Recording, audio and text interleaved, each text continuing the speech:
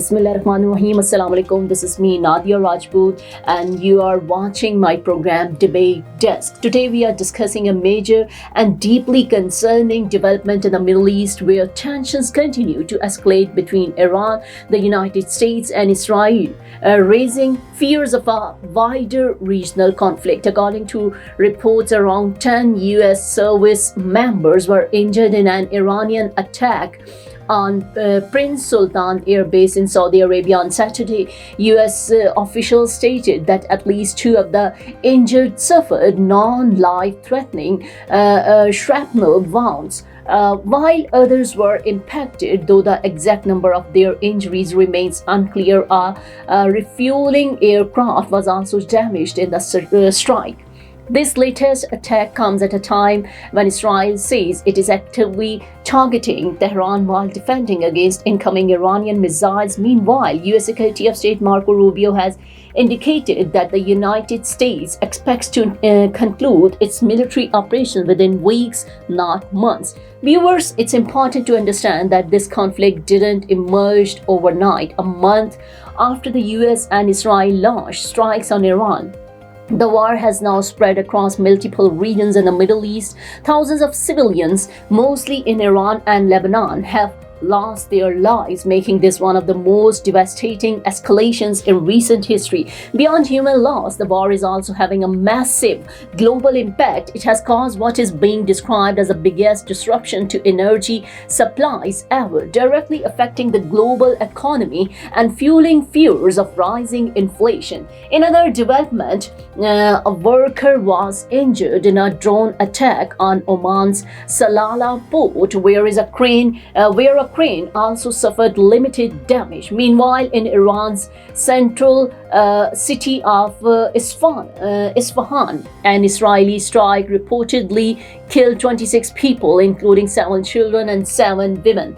On the diplomatic front, there has been a small but significant development. Thailand has announced that its oil tankers have secured safe passage through the Strait of Hormuz, one of the world's most critical oil transit routes. This indicates ongoing efforts to stabilize at least some aspects of global trade amidst the conflict. However, tensions are not limited to the battlefield. U.S. President Donald Trump has raised serious questions about the role of NATO allies. Speaking at an investment forum, he criticized traditional allies for not supporting the U.S., suggesting that future commitments could be affected. At the same time, the situation is becoming even more complex.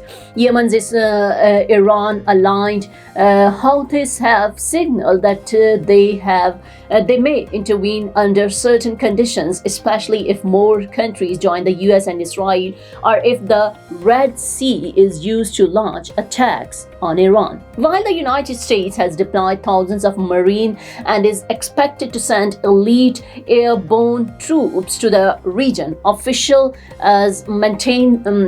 Officials maintain that ground operations may not be necessary. Still, the military buildup suggests that all options remain on the table. Interestingly, despite ongoing strikes, President Donald Trump has also emphasized the possibility of negotiations, even extending a deadline by 10 days for Iran to reopen the Strait of Hormuz. However, Iran has denied that any such talks are currently underway. Meanwhile, Iran has issued strong warnings.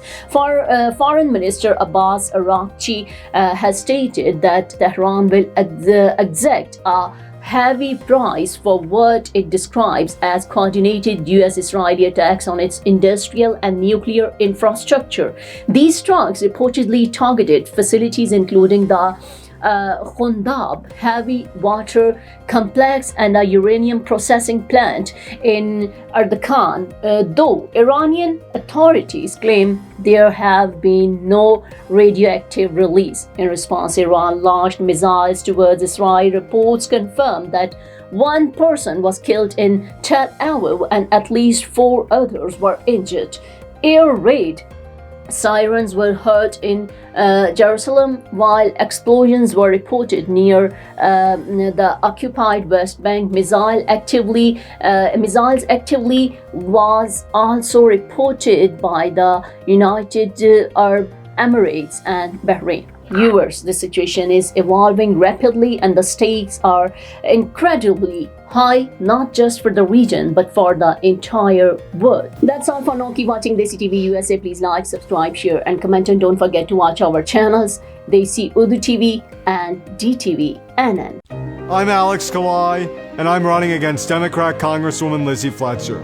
Fletcher is opposed to deporting dangerous criminals and drug traffickers, but I believe we must deport these criminals to keep our families safe. Fletcher voted for higher taxes on first responders, hourly workers, and even on seniors. But I believe in letting Americans keep more of what they earn. I'm Alex Kalai, and I approve this message asking for your vote in the March 3rd Republican primary. Neurological care is a pressing healthcare challenge in Pakistan. That's why Helping Hand USA is building Kind R, a world-class hospital with 130 plus clinics that is set to establish new standards for neurological care in Pakistan.